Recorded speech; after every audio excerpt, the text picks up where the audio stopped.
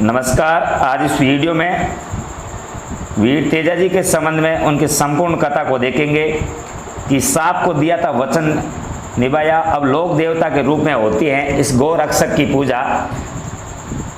राजस्थान में नागौर जिले के खरनालिया गांव में तेजाजी का जन्म हुआ था।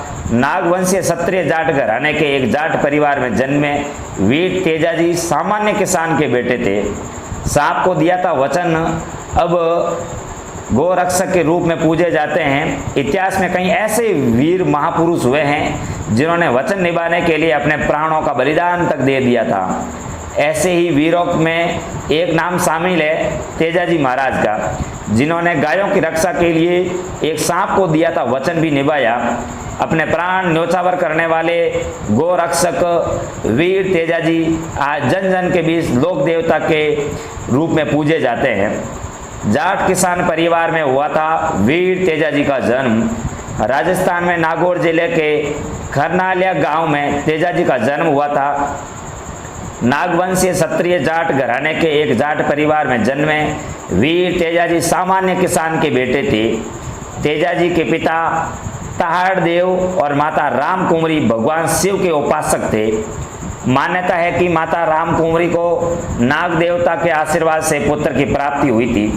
जन्म के वक्त तेजाजी की आभा और चेहरे के तेज को देखते हुए उनका नाम तेजा रखा गया था। माता पिता ने जन्म के बाद मात्र 9 माह की आयु में ही उनका विवाह 6 माह की पेमल के साथ अजमेर जिले के पुष्कर में करवाया था। तो वीर तेजाजी ने सांप को दिया वचन इस प्रकार निभाया था। तेजाजी के मन वचन में सत्य की भावना छाई हुई थी। समाज सेवा से पर पीड़ा, जीव दया और नारी की रक्षा के लिए तेजाजी ने कभी भी अपने प्राणों की परवाह नहीं की थी। लाचा गुजरी की गायों को बचाने के लिए डाकुओं से लोहा लिया। गायों की रक्षा के लिए जाते वक्त आग में जल रहे सर्प को बचाया तो जोड़े से बिछुड़ जाने के कारण सांप क्रोधित हो गया और तेजाजी को डसने लगा। तेजाजी ने उसे रोककर बताया कि वे गायों को बचाने जा रहे हैं। सांप को वचन दिया कि वापस लौटूंगा तब डस लेना। गौ रक्षा युद्ध में तेजाजी घायल हो गए। वचन निभाने के लिए सांप के पास पहुंचे तो पूरे शरीर पर जख्म देकर सांप ने डसने से मना कर दिया। तेजाजी ने वचन पूरा करने के लिए अपनी जीभ निकाल कर कहा कि यहाँ घाव नहीं है। इस पर सांप ने जीभ पर डसा। वचन निभाते हुए गौ रक्षा के लिए दिए इस मार्मिक बलिदान के बाद तेजाजी को लोक देवता के रूप में पूजा जाने लगा। तेजाजी को मानते हैं शिव का 11वां अवतार।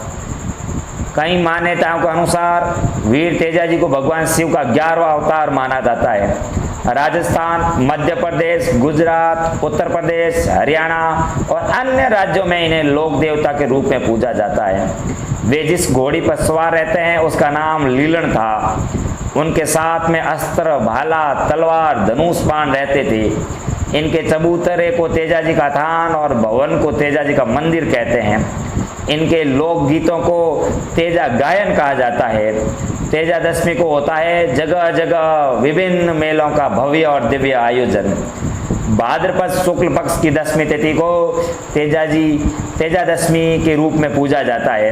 हर साल तेजा दशमी के दिन लोक देवता वीर तेजाजी महाराज का मेला आयोजित होता है।